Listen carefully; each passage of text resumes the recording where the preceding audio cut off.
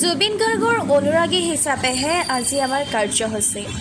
জুবিন গাৰ্গৰ প্ৰতি মৰম আৰু শ্ৰদ্ধা নিবেদনৰহে কাৰ্যসূচী। এয়া কোনো বিক্ষোভ বা আন্দোলন নহয়। জুবিন গাৰ্গৰ অনুৰাগী হিচাপে ন্যায় প্ৰক্ৰিয়াটো সহযোগিতা কৰিবলৈহে আমি আহিছোঁ। জুবিন গাৰ্গে ন্যায় পাবই। সেই ন্যায়ৰ বাবে তেওঁ গুণমুগ্ধসকলৰ দৰে আমিও অপেক্ষাত।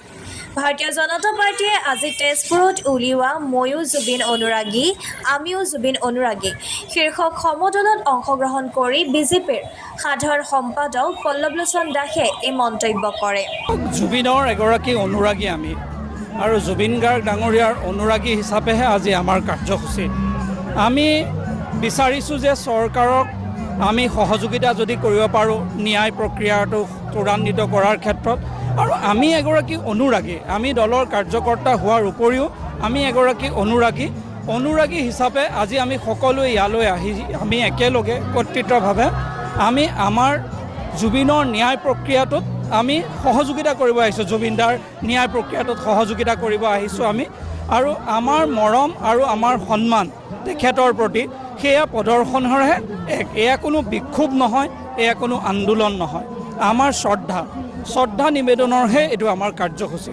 আৰু আমাৰ বিশ্বাস ইমান ৰাইজৰ আশীৰ্বাদ মৰম আদৰ নিশ্চয় জুবিনদাই ন্যায় পাব। আৰু সেই ন্যায়ৰ বাবে তেওঁৰ যেনেকৈ গুণমুগ্ধসকল অপেক্ষাৰত, আমিও এগৰাকী গুণমুগ্ধ হিচাপে আমিও অপেক্ষাৰত। বিয়লি প্ৰায় 4 বজাত তেজপুৰ কলেজিয়েট খেলপথাৰৰ পৰা উলিওৱা হয় এই সমদলত অংশগ্ৰহণ কৰি নদুৱাৰৰ বিধায়ক পদ্ম হাজৰিকাই কয়, আমি সকলো জুবিন অনুৰাগী। জুবিন গাৰ্গৰ মৃত্যুৰ ৰহস্য ফাদিল হওক। অসম চৰকাৰে যি ক্ষীপ্ৰতাৰে তদন্ত প্ৰক্ৰিয়া চলাইছে সেয়া আৰু ত্বৰান্বিত কৰক। SITয়ে সোনকালে চাৰ্জশ্বিট দাখিল কৰক আৰু ন্যায়ালয়ে দোষীক কঠোৰ শাস্তি দিয়ক, সেয়া আমি মনে প্ৰাণে কামনা কৰোঁ। সেয়েহে জনসাধাৰণৰ আৱেগ অনুভূতিক সন্মান জনাই জুবিন গাৰ্গৰ ন্যায়ৰ বাবে আমিও ৰাজপথলৈ ওলাই আহিছোঁ। আমাৰ শোণিতপুৰ জিলা আমাৰ ভাৰতীয় জনতা পাৰ্টীৰ দলৰ ফালৰ পৰা এই ন্যায় সমদল যাত্ৰাৰ আহ্বান জনাইছে। বিপুল সঁহাৰি আমাৰ দলৰ তৃণমূল পৰ্যায়ৰ কাৰ্যকৰ্তা, বিভিন্ন স্তৰৰ কাৰ্যকৰ্তা, আমাৰ দলৰ সাধাৰণ সম্পাদক পল্লৱলোচন দাস ডাঙৰীয়া, আমি সকলোৱে অংশগ্ৰহণ কৰিছোঁ শুভাকাংক্ষীসকলক লৈ।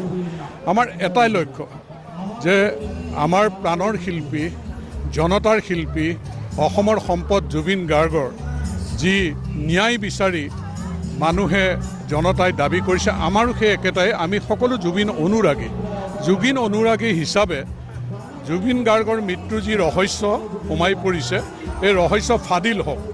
আৰু অসম চৰকাৰে SITৰ জৰিয়তে ছিংগাপুৰলৈকে যি তদন্তৰ ব্যৱস্থা কৰিছে, ক্ষীপ্ৰগতিৰে তদন্তৰ ব্যৱস্থা কৰিছে আৰু ত্বৰান্বিত কৰক।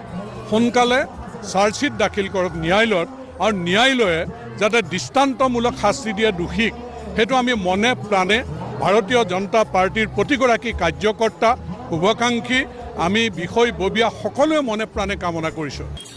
এমট্ৰনৰ উপাধ্যক্ষ ঋতুপৰ্ণ শৰ্মা, বিজেপি শোণিতপুৰ জিলাৰ সভানেত্ৰী মধুস্মিতা ডেকা হাজৰিকাৰ লগতে জিলাখনৰ 5টা বিধানসভা সমষ্টিৰ পৰা কেইবা সহস্ৰাধিক বিজেপিৰ নেতাকৰ্মী আৰু সাধাৰণ ৰাইজে আহি এই সমদলত অংশগ্ৰহণ কৰে।